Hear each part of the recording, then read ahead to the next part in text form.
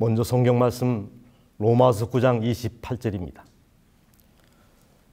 주께서 땅 위에서 그 말씀을 이루사 필하시고 끝내시리라 하셨느니라. 오늘 제 설교의 제목은 여러분 제발 전도하지 마세요입니다. 이 제목이 좀 엽기적이고 도발적입니까? 맞습니다. 제 설교를 끝까지 다 들으시기 전까지는. 예수님이 언제 오십니까? 혹시 계시를 받아서 그때를 정확히 알고 계신 분 계십니까? 저는 그 재림의 때를 거의 정확히 알고 있습니다. 이단입니까? 묻습니다. 이 재림의 날짜는 우리가 정합니까? 하나님이 정하십니까? 만약 하나님이 일방적으로 재림의 날짜를 정하신다면 큰 문제가 발생합니다. 예컨대 2030년 1월 1일 재림 이렇게 정하셨다고 합시다. 그런데 1년 후 2031년 1월 1일에 오셨으면 구원을 받았을 사람이 예수님이 1년 일찍 오심으로 구원을 받지 못했다면 그 책임이 누구에게 있을까요? 그렇다면 예수님은 언제 오셔야 합니까? 지성소 봉사에 그 답이 있습니다. 1844년 이후에 예수께서 지성소 봉사를 하고 계신데 지성소 봉사를 마칠 수밖에 없는 불가역적인 때가 있습니다. 계시록 16장 17절 일곱째가 그 대접을 공기 가운데 쏟음에 큰 음성이 성전에서 보좌로부터 나서 가로되 되었다 하니 그 되었다고 선언되는 불가역적인 때가 언제입니까? 의인이 너무 의로워져서 죄를 지을 가능성이 전혀 없어지고 악인은 너무 악해져서 회개할 가능성이 전혀 없어졌을 때 예수님은 지성소에서 우리를 위하여 중보하실 이유가 없어지는 것입니다. 또 한 가지 예수님의 재림은 복음 전파와 밀접적인 관련이 있다는 것입니다. 이 천국 복음이 모든 민족에게 증거되기 위하여 온 세상에 전파되리니 그제야 끝이 오리라.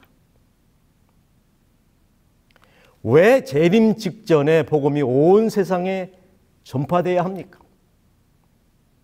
이 문제 역시 하나님의 공의성과 밀접한 상관성이 있습니다. 복음을 들었으면 틀림없이 구원을 받을 수 있었던 사람이 복음을 듣지 못함으로 멸망을 당했다면 그 책임이 누구에게 있습니까? 그래서 재림 전 복음 전파가 선행되어야 하는 것입니다. 그렇다면 현재 복음이 얼만큼 전파되었는가? 아시아의 경우 5%에 불과하다는 통계가 있습니다.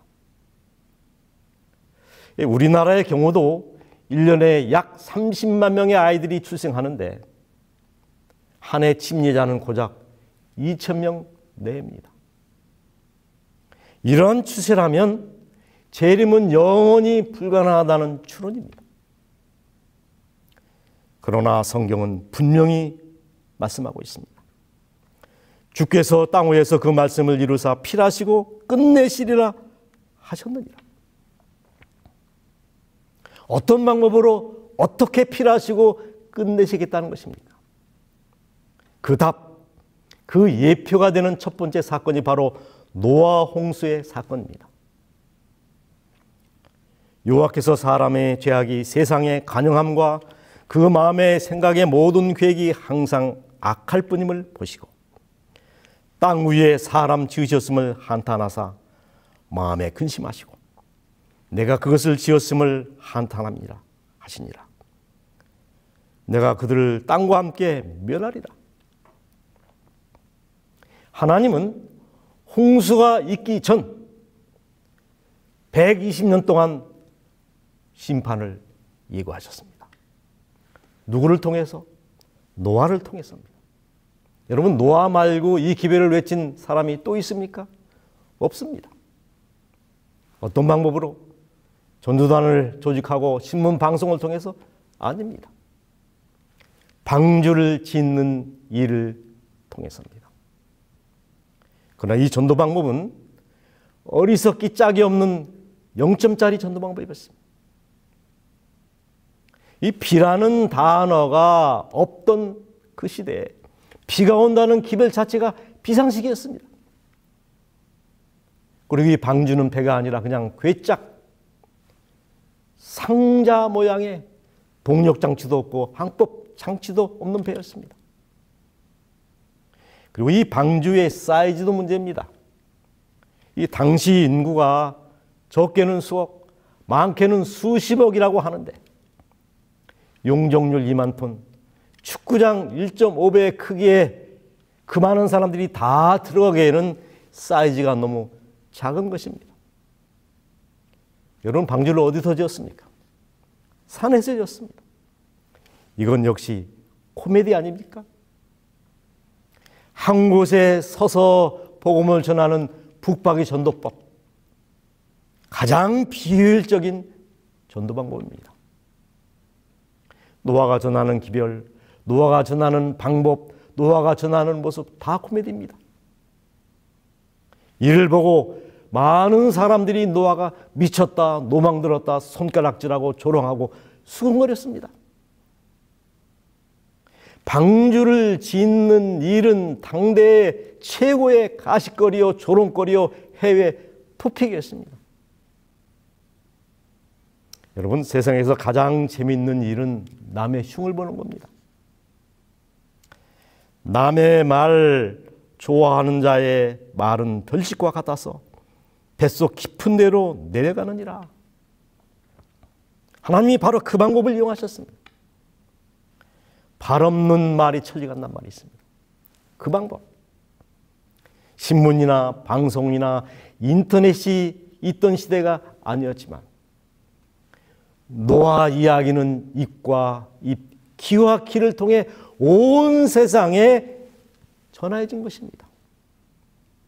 그 120년 동안 노아가 한 일은 노아가 그와 같이 하되 하나님이 자기에게 명하신 대로 다 준행하였더라.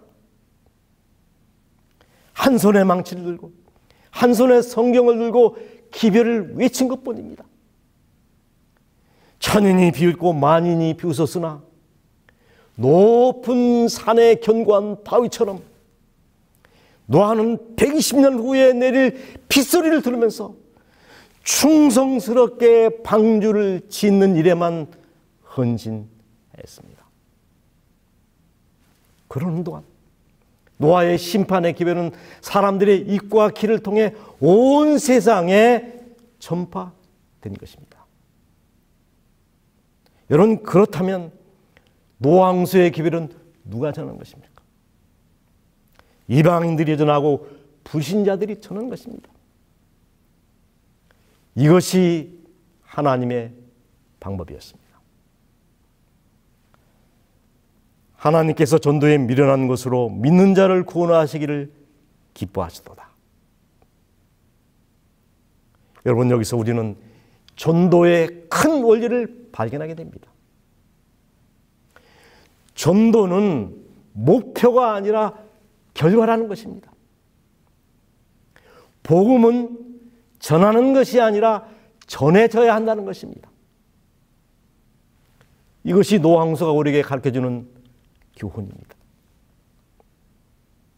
두 번째, 애굽의 복음화, 애굽에 어떻게 복음이 전파되었는가? 사실 애굽은 인구수보다 더 많은 신을 가진 우상천국의 나라였습니다. 보이는 것, 존재하는 것을 다 신으로 섬겼습니다. 사자, 황소, 염소, 늑대, 개, 고양이, 따오기, 독수리, 매, 하마, 악어, 코브라, 개구리. 각종 짐승과 각종 물고기, 각종 나무와 풍뎅이, 메뚜기 같은 곤충까지 신성시했습니다. 여러분, 이런 애굽을 복음하기 위하여 부름받은 사람이 누굽니까? 모세입니다. 그런데 이 모세는 본디 말을 잘하는 사람이 아니었습니다. 본인 스스로 고백하기를 나는 입이 뻣뻣한 사람입니다. 원래 하나님께서 이 모세에게 주리라고 한 땅이 가나안이 아니었답니다. 모세도 하나님 나에게 카나다를 주십시오 이렇게 말하고 싶었는데 입이 뻣뻣해서 칵칵칵 하니까 하나님이 카나다, 가나안? 그래서 가나안 땅을 얻게 됐다는 얘기가 있습니다. 이 모세는 말보다 주먹이 먼저 앞서는 충동적인 사람이었습니다. 그런 모세가 지팡이를 들고 바로 앞에 나가서 내 백성을 내어놓으라 했지만 바로가 유대인 노예를 순순히 내어줄 리가 없었습니다. 이런 지하에 거절합니다. 그런데 이 거절할 때마다 하늘에서 재앙이 임했습니다. 열재앙. 사실 이 재앙은 애굽의 신들에게 내린 재앙이었습니다. 피재앙, 개구리재앙, 악질, 독종, 우박, 메뚜기, 흑암, 마지막으로 10번째 장자재앙이 내렸습니다. 바로가 저항하면 할수록 더 센 재앙들이 임했습니다. 이 열 재앙에는 두 가지 목적이 있었습니다. 430년 동안 완전히 하나님을 잃어버린 이스라엘 백성들로 하나님의 하나님됨을 알게 하기 위해서였습니다. 두 번째는 애굽으로 그들이 신보다 여호와 하나님이 얼마나 위대하다는 사실을 나타내기 위해서 그랬습니다. 이 저항하던 바로가 자신의 장자가 죽는 모습을 보고서야 두 손을 들었고 마침내 출애굽이 이루어졌는데 이 출애굽할 때 이스라엘 백성들만 출애굽한 것이 아니라 주변에 많은 잡족들이 함께 따라 나섭니다. 이스라엘 자손이 람사에서 발행하여 숫곳에 이르니 중대한 잡족과 양과 소와 힘이 많은 생축기 그들과 함께 하였으며 이 중대한 잡족들이 왜 이스라엘을 따라 나섰습니까? 재앙을 통해 하나님의 능력과 위대함을 보았기 때문입니다. 이 결론적으로 열 재앙은 10재앙은 출애굽의 이적은 420년 동안 하나님을 까마득하게 잃고 살았던 이스라엘 백성들에게는 하나님을 새롭게 인식하는 사경이었고 하나님 없이 우상 숭배에 빠져있던 애굽 백성들에게는 하나님의 하나님됨을 알게 하는 국가적인 대전도였던 셈입니다. 자, 이제는 세 번째 바벨론의 복음화입니다.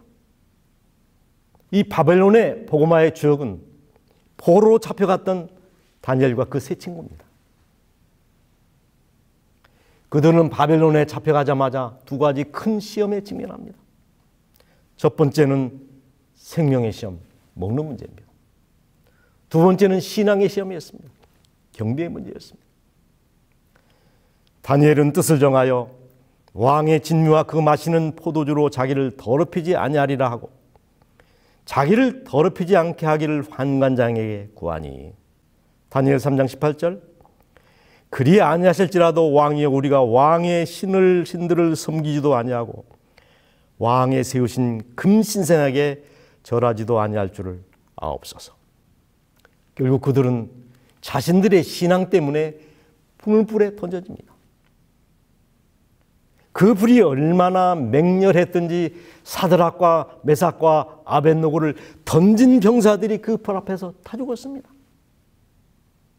그러나 하나님은 놀라운 방법으로 그 맹렬한 불 가운데서 그들을 구원하지 않았습니까? 정말 전대미문의 이적입니다. 하여 이 신상의 낙성식에 참여했던 바벨론의 모든 방백들이 놀라움과 두려움으로 그 기적을 자신들의 눈으로 똑똑히 목격했습니다. 불 가운데 사드락과 메삭과 아벳노고가 함께 하시는 하나님을 두려움과 놀라움으로 바라보게 되었습니다. 하나님의 인지를 목격한 느부갓네살은 즉시 전국에 조서를 내립니다. 다니엘서 3장입니다. 28절 느부갓네살이 말하여 가로되 사드락과 메삭과 아벳노고의 하나님을 찬송할지로다. 그러므로 내가 이제 조서를 내리노니 각 백성과 각 나라와 각 방언하는 자가 무릇 사드락과 메삭과 아벳노고의 하나님께 설만이 말하거든 그 몸을 쪼개고 그 집으로 걸음돌을 삼을지니 이는 이같이 사람을 구원할 다른 신이 없음이니라 하고. 여러분, 2차 조서는 다니엘의 사자굴 사건 이후에 발해집니다. 30일 동안 아무에게도 기도하지 말라는 법령은 다니엘을 모함하기 위하여 만들어진 법령이었습니다. 그러나 다니엘은 전에 하던 대로 하루에 3번씩 무릎을 꿇고 예루살렘을 향하여 하늘의 하나님께 큰 소리로 기도합니다. 기도할 수 없는 때야말로 기도해야 할 때라고 생각하기 때문입니다. 다니엘은 기도할 수 없는 왕궁보다 기도할 수 있는 사자굴을 선택했습니다. 급기야 다니엘은 사자굴에 던져졌고 사시는 하나님께서는 사자의 입을 막으시고 다니엘을 그 가운데서 구원하셨습니다.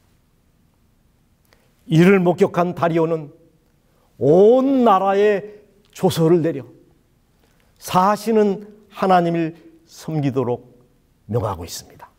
다니엘서 6장 24절 이에 다리오 왕이 온 땅에 있는 모든 백성과 나라들과 각 방언하는 자들에게 조서를 내려 가로되 원컨대 많은 평강이 너희에게 있을지어다. 26절 내가 이제 조서를 내려놓으라.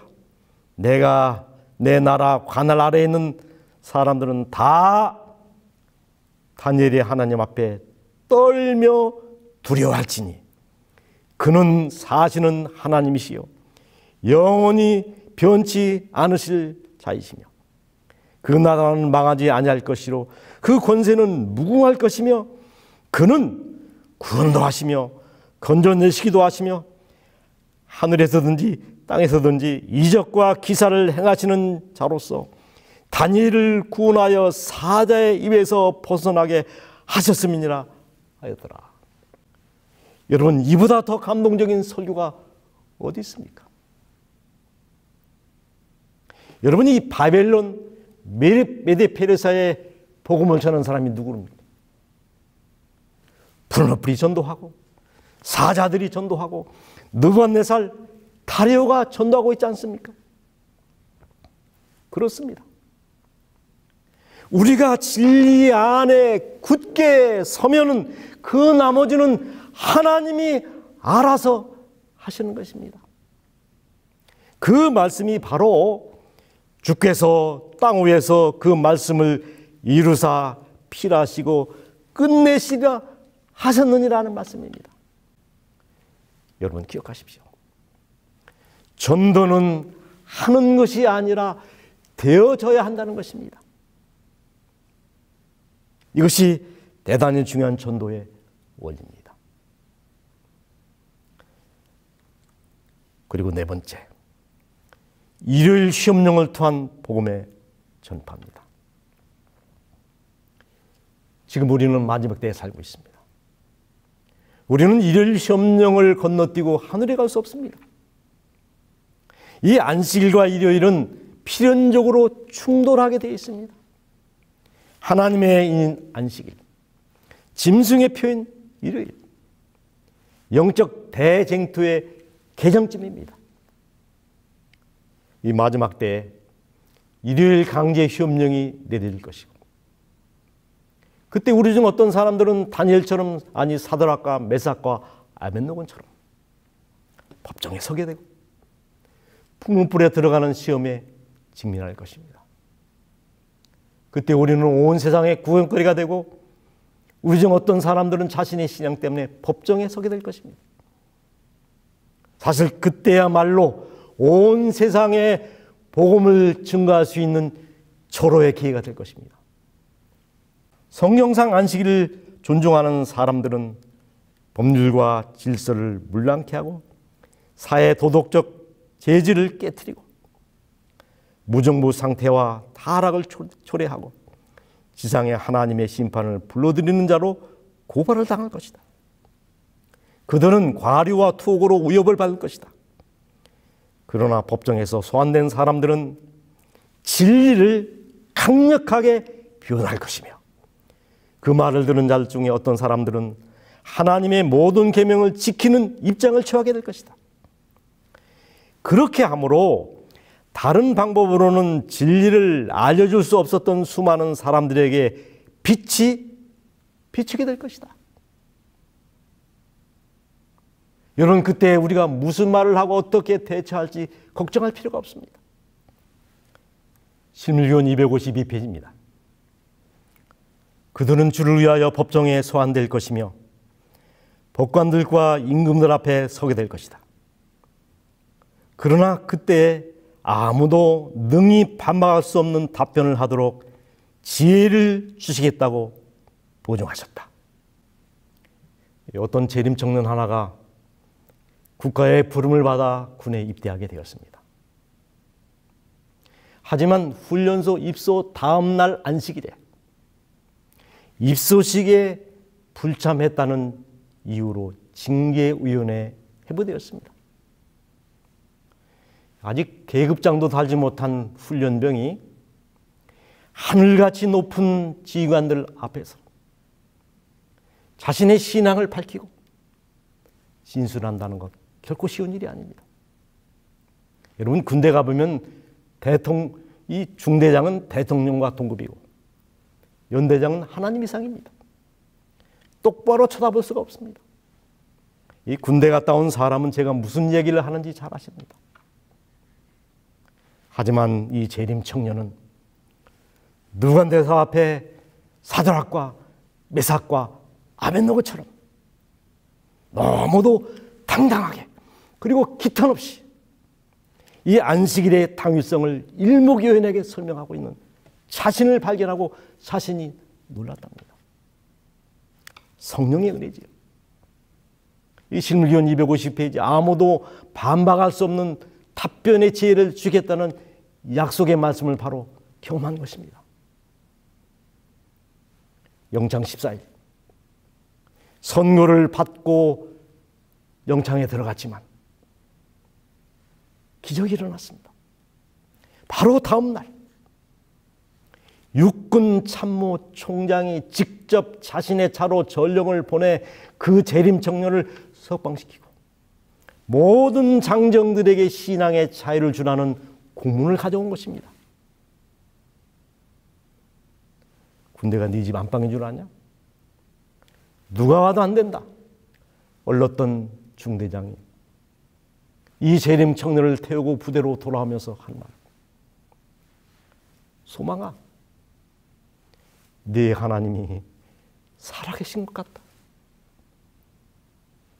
내 믿음이 이겼다. 소망아, 내 하나님이 살아계신 것 같다. 현재 서울삼육고등학교 부모로 있는 이스망 전도사의 이야기입니다.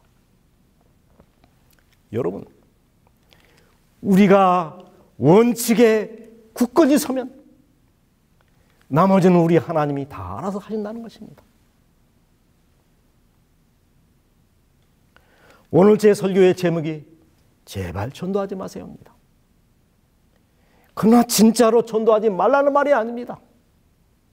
전도는 우리가 하는 것이 아니라 되어져야 한다는 말입니다. 무엇으로? 우리의 삶을 통해서, 우리의 생활의 감화로 말미암아. 이런 이야기는 파인애플 스토리에 나온 책에 나온 실제적인 이야기입니다. 이 한 선교사가 파푸아뉴기니아 선교사로 파송이 되었답니다. 이 선교사는 좀처럼 신선한 과일이나 채소를 구할 수가 없어서 이 고륙지책으로 먼 다른 곳에서 파인애플 묘목들을 구해와 온 주민을 고용해서 심었습니다. 이 묘목이 자라서 열매를 맺기까지는 꼬박 3년이 걸렸답니다. 하지만 이 선교사는 단 하나의 열매도 먹을 수가 없었습니다. 이 열매가 맺히는 족족 온 주민들이 모두 훔쳐갔기 때문입니다. 심지어는 아직 익지도 않은 어린 열매를 따갔습니다. 그들을 위해서 병원도 세우고 가르쳤는데 은혜를 도둑질로 갚다니. 이 선교사는 이참에 그들의 잘못을 바로 잡아야 됐다고 마음먹고 만일 파인애플을 또 훔쳐가면 병문을 영원히 닫을지도 모릅니다. 위협도 하고 공고도 했지만 이 파인애플은 여전히 없어졌습니다.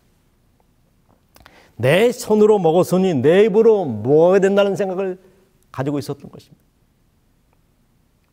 이 참다 못한 선교사는 그들이 심은 파인애플 나무 모두를 베어버리고 자신의 손으로 직접 심어서 열매를 기다린 끝에 철 열매를 얻게 되었습니다.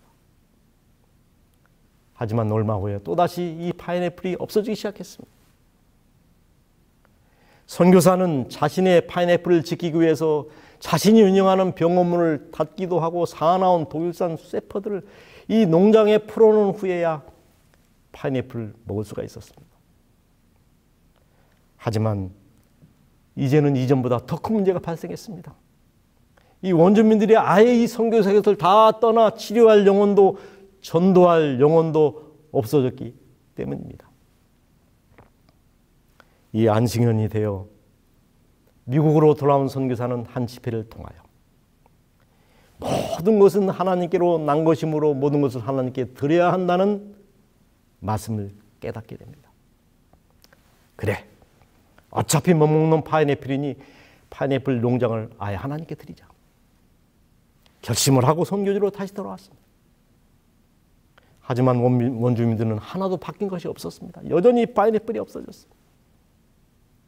하지만 선교사는 그들을 꾸짖거나 나무라는 대신에 말없이 그 농작물을 아예 열어놓았습니다.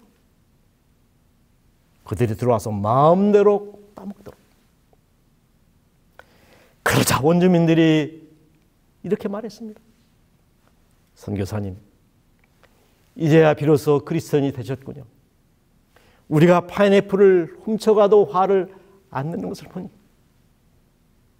여러분, 서로 사랑하고 돌보라는 가르침을 줬으면서도 자신의 권리를 한치도 양보하지 않았던 이 선교사의 이율배반적인 모습을 원주민들이 지켜보고 있었던 것입니다. 충격을 받은 선교사는 공개적으로 선포했습니다. 자, 여러분, 저는 이 파인애플 농장을 하나님께 드렸습니다. 이제부터 이 농장은 저희 것이 아니라 하늘에 계신 하나님의 것입니다. 그 놀라운 일이 벌어졌습니다. 그렇게 위협하고 얼러도 듣지 않았던 원주민들이 파인애플에 절대로 손을 대지 않았던 것입니다. 그 농장이 하나님의 것이라면 더 이상 훔쳐서는 안 된다는 생각을 했기 때문입니다. 그 후 그 마을 전체가 크리스천 마을, 예수님을 믿는 마을이 되기까지는 그래 오랜 시간이 걸리지 않았습니다. 그렇습니다. 최대의 전도는 삶을 통한 무언의 생활 전도입니다. 기억하십시오. 전도는 목표가 아니라 결과라는 사실을. 우리가 하나님의 뜻대로 살면 하나님은 비상한 방법으로 당신의 뜻을 우리를 통하여 이루신다는 사실입니다. 증언무감 2권 162페이지 말씀.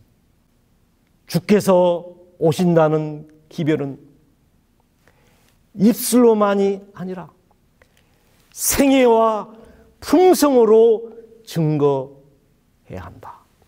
생애와 품성으로 증거되어야 한다. 따라하십시오. 내 얼굴이 전도지다. 내 말씨가 설교이다. 나의 생기 발랄함이 건강 기별이다.